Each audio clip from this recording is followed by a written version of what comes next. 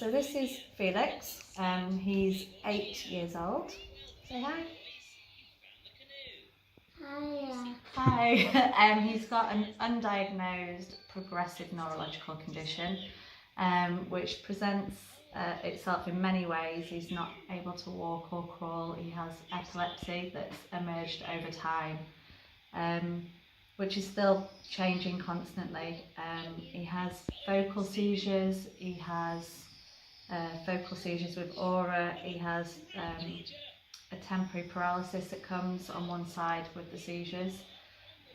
We contacted yourselves originally because I was having to sleep in Felix's room and have done for many, many years. Felix would have seizures not consistently at the same time or even the same days. They'd be in clusters, so we might have 3 days a month. Some days we might have 1 day a month. We would never know when they were coming. They'd just happen. Often during the night, I would be up with him.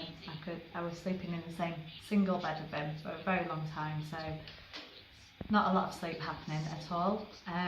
So you have 2 daughters as well? I have 2 daughters, 11 and 13.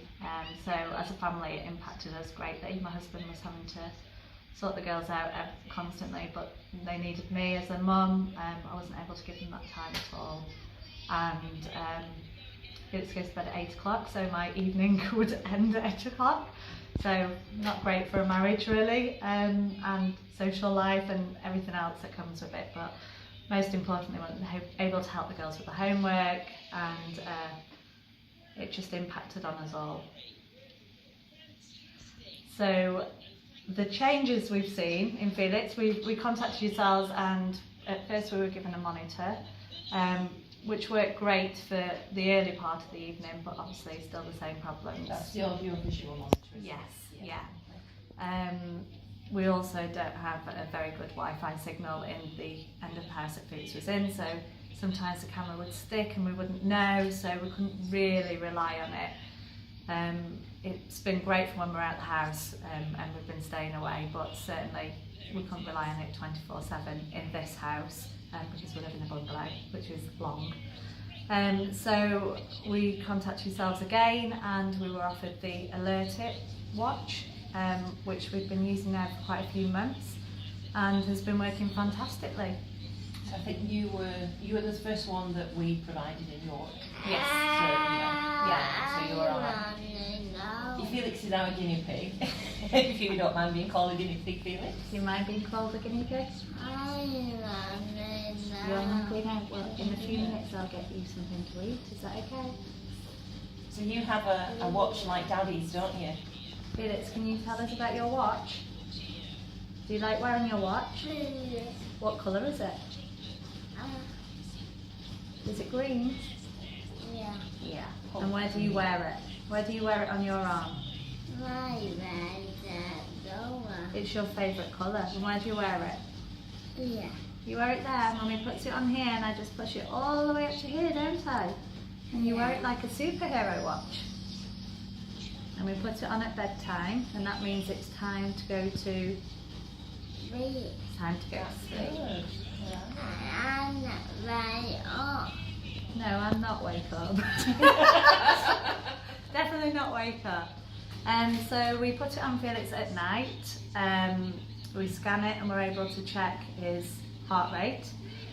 For the first 2 weeks I just collected data on it, so I knew where to set the parameters for the actual heart rate. So to start off with, I set it very low, and I thought his resting heart rate would, in a child it's different than an adult, but I set it to something We did, yeah, and I think obviously it was we were wildly out. we were definitely wildly out because it's very different than an adult. But I think I set it to around 120 to start off with, so, and I set it very low, so it's around 45 right up to 120, and it was just going crazy all through the night. So we set it higher and it went up to about 135, and then over time we noticed, especially between 4 and 6 a.m, the alarm was going off constantly. I would be going back through having a look at his heart rate, in setting the parameters higher and higher so we could get a baseline for what was normal for Filex. During that 2 weeks, we began to see a pattern emerging between 4 and 6 a.m. and we realised that Filex was actually having a lot more seizures than we knew about. We were actually in to see the neurologist a week later, and we were able to show him the data, which helped immensely because having previous EEGs were inconclusive, and so we weren't therefore having any medication for Filex. We didn't feel at that stage that, due to how erratic they were, that we were going to put him on medication that he would potentially have to be on for the rest of his life. But having seen how many seizures he was having, it actually opened up a whole new discussion on how to move forward with Filex, and medications to put him on that would help get these seizures under control so he could be more restful during his sleep. As a family, I've been able to move out of Filex's room and back into my own bedroom. We're fully in control when we're not here, so we've been able to go away for the first time in, I think, 8 years. Just myself and my husband, which we would never have been able to do before. I wouldn't have left Filex with anybody. He's able to go to his respite family and stay there. We're able to increase that now because he was only going once a month. And I have my evening back. I can be with my daughters, I can be with my husband. I can also have fun with Filex and actually be able to relax with my time with him and not thinking every tiny thing is the start of a seizure, which is most importantly, and especially when he's ill, I'm able to keep an eye on that much better. As a result of that, we've created a better bedtime routine for Filex because we've realised his heart rate is actually very high anyway, which is why it was really important to take those 2 weeks to work out his baseline. So 2 weeks you stayed in his bedroom, didn't you? Yes, I did, yeah. Still there. Yeah, absolutely. And I just screenshot all the data so that I would have that as a record, so that I knew when I went to the neurologist I would have that to show him. And also I was able to build the pattern myself. And because it's a progressive problem that he's got, yes. Do you think this is going to help you be able to identify changes? Absolutely. So if something starts to come out of the norm, you're going to be able to pick that up using this information, you think? Yeah, definitely, yeah. I mean, we don't know what Filex's condition is, and we've had all testing, and we're at the end of the line with the testing, so it's unlikely that we'll ever know, so we never know how that's going to present. We don't know how it will present in the future. We don't have anybody else that's got this condition.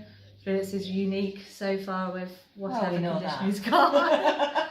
So it's been hugely helpful because you worry about everything, every tiny bug he gets or seizure he has, but actually we're also able to see how long those seizures are because they can start off as focal seizures and go into absent seizures. And